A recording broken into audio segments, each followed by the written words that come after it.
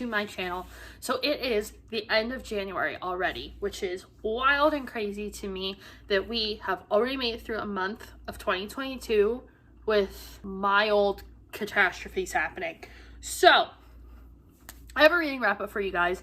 And at the beginning of the year, if you watched my January TBR, you saw that my TBR themes were, because each month is going to have a theme, was to clear out the rest of the 2021 TBR, read sequels of series that I had started in 2021. Am I saying 2021? If I said 2020, I apologize. And reread the Stalking Jack the Ripper series and participate in Winterween. So I did half of those things, maybe like a quarter, depending on how you look at it. So first and foremost, let's talk about the first book I finished from the TBR, and that is Legendary. Now, I wanted to read this and finish this in 2021. It didn't happen. So I did finish it off in January. I tapped it up, and this time I actually enjoyed it a lot more. Last time I gave it 4.5 stars. This time it definitely earned that extra half star from me. I think rereading these books a second time, especially with how lyrical they are, you can kind of miss some of the, not the nuance, that's not the right word, but some of the like plot points that are, you know, clues and foreshadowing, and especially when you're going through and tabbing it. Like I have a specific tab, like all my orange tabs are clues and foreshadowing, which I obviously know they're clues because I know the ending. But it made it a lot more enjoyable, like tabbing it up and putting all the little tabs and stuff on. And really like dissecting this a bit more critically. And if that makes me a nerd, it makes me a nerd. But yes, Miss Stephanie Garber and Legendary are fantastic. So the next book was actually not on the TBR. I didn't even own it until after New Year's. I ended up doing a little book shopping, just spending some gift cards and such. And I got Heartstopper Volume 4 by Alice Oseman. Now, I started this series last year and I fell completely in love with it, with Charlie and Nick's relationship. And the story starts off so fluffy in the first one, and kind of the second one, and the third one we really start to dig into these deeper issues of, you know, self-loathing, figuring out your sexuality, coming out to people if you want to come out to people. And I really like that conversation that they have in the book, that if you don't want to come out to certain people, you don't have to. You can still be living authentically as a queer person, even if you are not open to everybody. This one, we get a lot more of Nick kind of coming out to certain people and being outed by certain people. And I think that interaction in here is such a powerful moment, that you're so angry that he was outed, especially by who he was outed by, that it just hits so many points that you know, like, this story is someone's life. Someone has been outed to their family by someone else. There's someone, you know, Charlie struggles with an eating disorder and he gets help for that. And just talking about that, just because you go and you're in, you know, attempting to be in recovery doesn't mean that you're always going to recover the first time you go to treatment or the second time you go to treatment, or maybe ever. It's a constant work in progress when you're recovering, especially from something like an eating disorder. But 5 out of 5 for me with this book. I mean, Alice Oseman has a series down so incredibly well, and there is volume 5 coming out. So the next book I was not planning on reading. This is actually one that I had on my library TBR, and after I finished Legendary and Heartstopper, I wanted to listen to something. And that something ended up being Down the Rabbit Hole by Holly Madison. So if you don't know who Holly Madison is, she was Hugh Hefner's main girlfriend for a period of time during the like early, I'd say probably closer to mid 2000s. And she was on The Girls Next Door, which was on E!, which was basically a reality show about the 3 main girls in the house who spent the most time with Hugh Hefner. And on the show, everything kind of was like, you know, this is their very glamorous lifestyle that they leave at the Playboy Mansion, and, you know, eventually showing all 3 girls leaving to go do their own things. Now, when that show was on, like, I used to watch it when I was in, gosh, middle school. I watched a lot of reality TV in middle school. And it just seemed so incredible that these girls were getting to live their dreams in this big house and have this glamorous lifestyle. And basically, Holly just talks about in this book that none of those things were 100% accurate. She was very uncomfortable the entire time she was in the mansion. She was more there out of necessity than like a passion. And just her struggles trying to, you know, leave her abusive relationship with Hugh Hefner.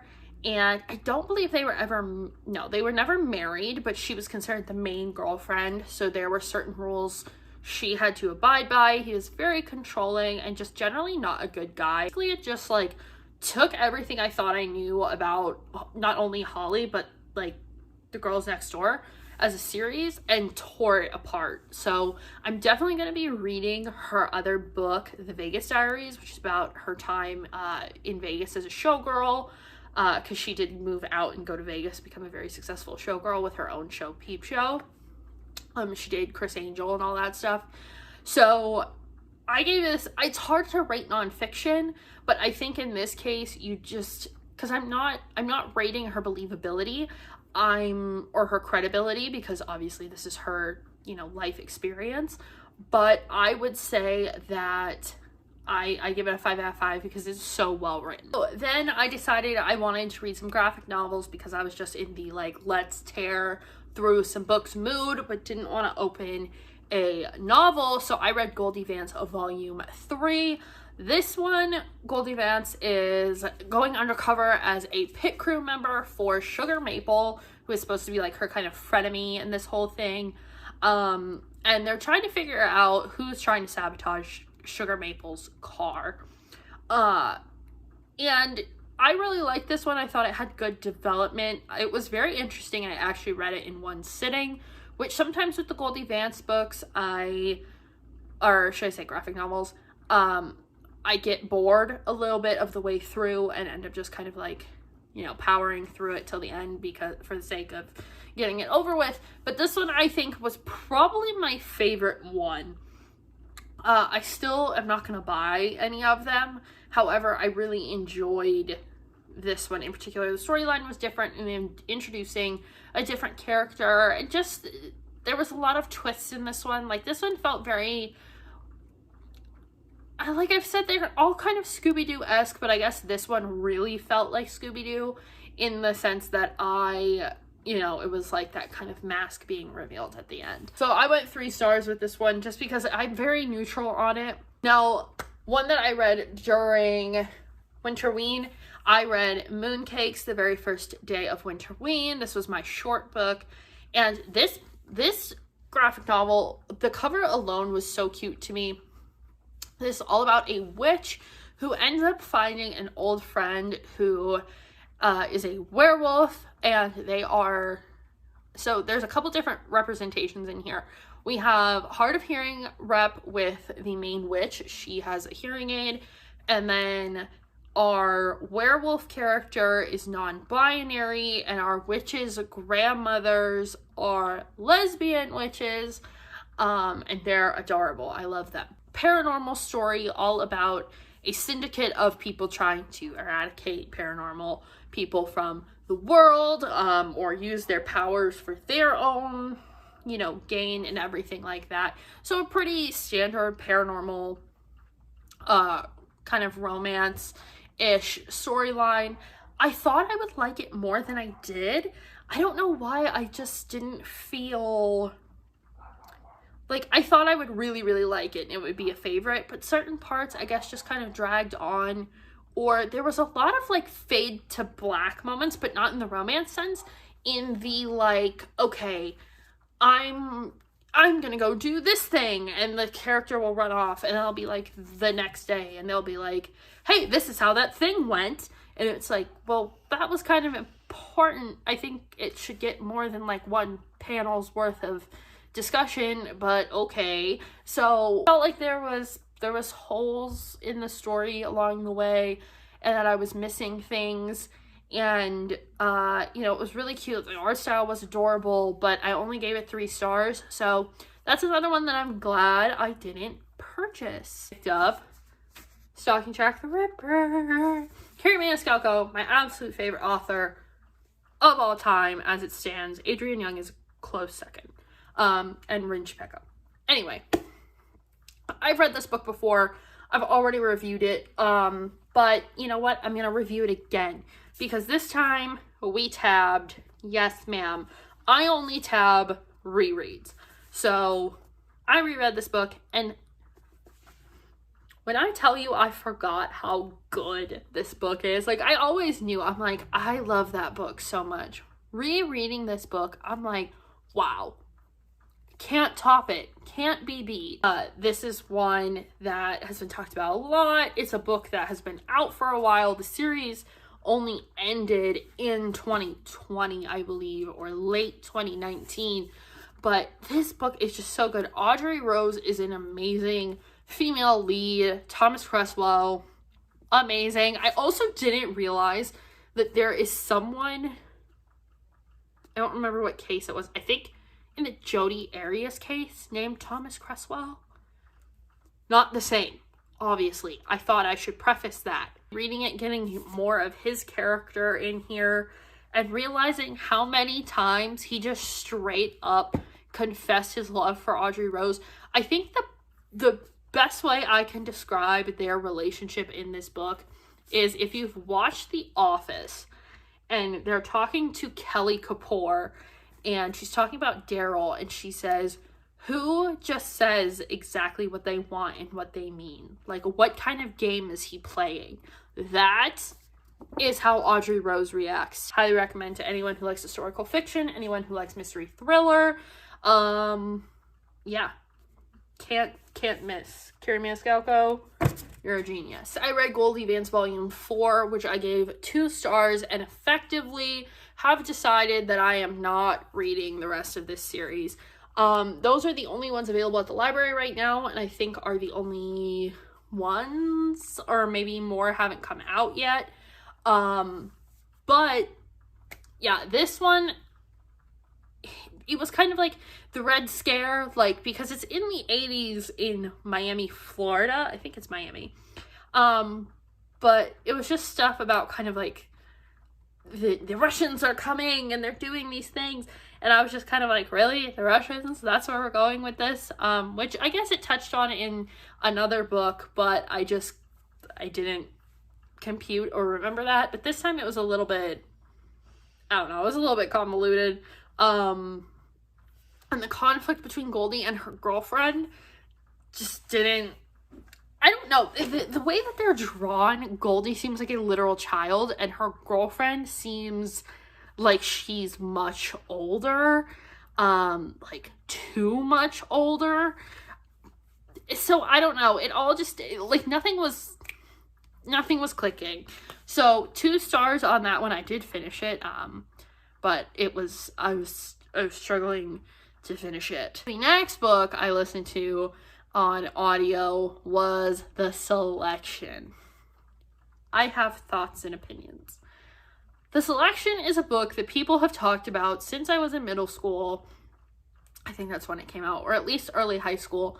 That is basically The Bachelor, but you are drafted into The Bachelor. I think it's supposed to kind of be, I hope, it is a satire, or not even a satire, but like a loose commentary on The Bachelor. I don't think it is. But it's a prince that's involved instead of just, like a regular guy or girl for The Bachelorette. And I would dislike it more than I did. And I didn't hate it, but I didn't love it either. I would say I give it probably 2 stars, I think is what I put on Call-Pile. Just because the plot worked for me, it's 35 girls and they're all in this castle, and then they slowly kind of get picked off, and there's, invasions from the rebels felt really weird.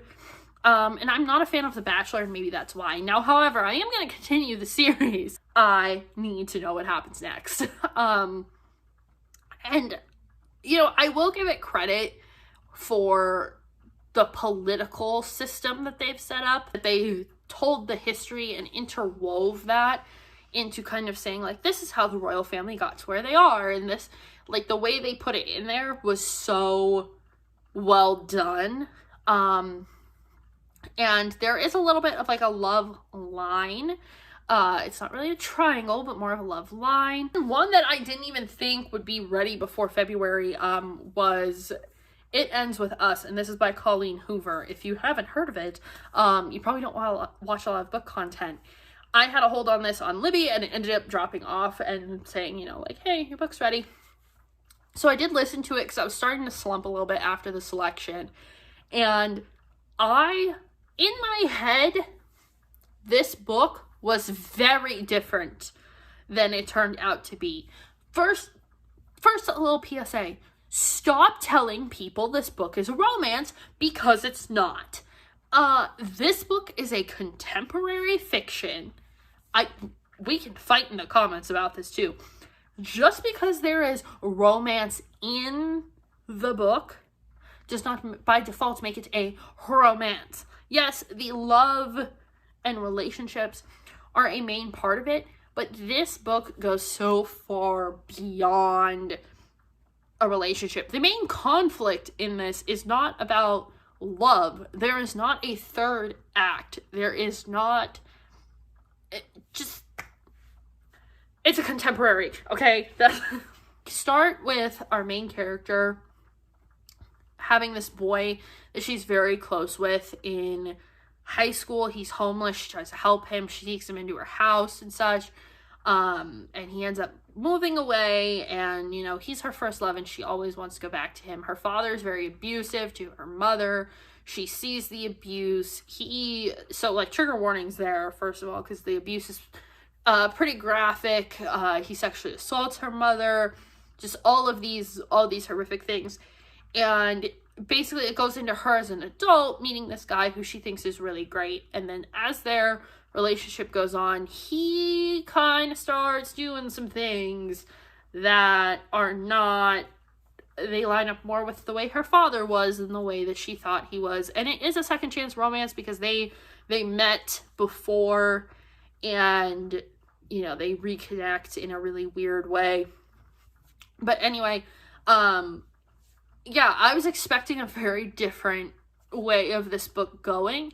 And this one, I really liked it, I think, because it didn't take that romance turn. It kept on the kind of contemporary and more serious route the whole time. But yeah, I gave this book like 4 out of 5 stars. It was really good, and I will definitely read Colleen Hoover again. I actually have a hold placed on Ugly Love at the library currently. This book that I have finished this month is one that I am kicking myself for not picking up earlier. It was on the 2021 TBR. Why I did not pick it up earlier, I am ashamed of myself. It's Daughter of the Pirate King. I kept seeing it come up on TikTok over and over again, being like, books that have these tropes, and then this book would pop up, and I'm like, why am I not reading this book? So I finally did it, and it's so good. I read it in like 24 hours. Amazing book. Trisha Levensaler, which I didn't realize I have read one of her books before. She wrote The Shadow Between Us. This is a pirate book. Daughter of the Pirate King gets herself intentionally kidnapped to try and find a piece of a map that will take whoever has all 3 pieces to the island of Sirens. And I don't know what happens when they get there. Like, I don't know what they're... Oh, I think they're looking for gold. There's supposed to be, like, a lot of treasures there. But we have Alosa, who is just an incredible, amazing pirate captain. And that's her right there. They always make them redheaded. Is that a thing? I mean, I'm a redheaded pirate in my spare time. So, Like, no, like, that's my job, by the way. That's part of my job, is I'm a pirate. So pirate stories are like career research for me about how to be a better pirate. So Alosa is amazing. And then we have Ridden, who is the first mate on the ship that she's being held on. He's interrogating her, and they have a romance, and it's so good. And then Draxton is the captain. Here's what I love about the way that Trisha Levenseller wrote this, because, by the way, this was a 5 out of 5 and is already on the list of favorite books of 2022. She will write a chapter, and the character will be talking and say something like, there's something in here where she's like, I could feel the ocean restoring me. She would protect me. You're like, wait, what does she mean it's like restoring her? Like, what is going on? And then the next chapter, or a little bit further in the book, you find out why she says that. And I like it because it keeps you reading. Like, that's the point, I'm sure. It's so good for so many reasons. And I really like Ridden as a character. It all worked. I'm reading Portrait of a Scotsman by Evie Dunmore. I'm filming this on the 29th. You won't see it till the 31st. So I might be done with this by then. If I am, I will throw it in the February TBR. Or no, sorry, February wrap-up. I'll toss in my rating in there. Or you can also head over to my Instagram.